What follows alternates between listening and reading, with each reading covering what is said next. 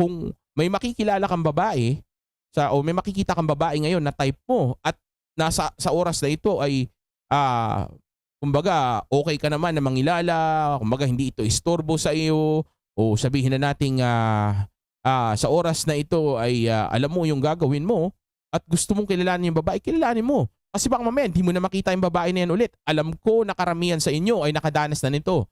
Na yung mga ibang mga babae na gustong-gusto ninyo, nagustuhan ninyo before, hindi nyo na nakita ulit.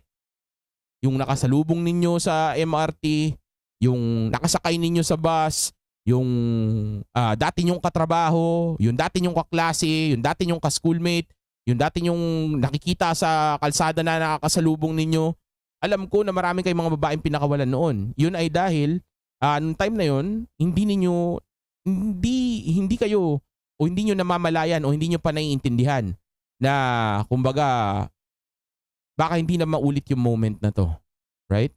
Alam ko na karamihan sa inyo nakadanas dyan dahil ako man ay nakadanas din ng bagay na iyan. Right? So pag may nakita kang babae na gano'n at okay ka naman, cool ka naman sa mga oras na yun, kilalanin mo yung babae. Kung marireject ka, pero at least sinubukan mo. Okay? Pero lalo na kung merong choosing signals, walang reason para kabahan ka o matakot ka. Dahil may choosing signals na. 'Di ba? Nagpakita na ng senyalis yung babae, naghawi ng buhok niya sa harapan mo nang nakatitig sa mga mata mo. Okay? Tapos nginitian ka pa. Tapos takot ka pa rin kilalanin siya.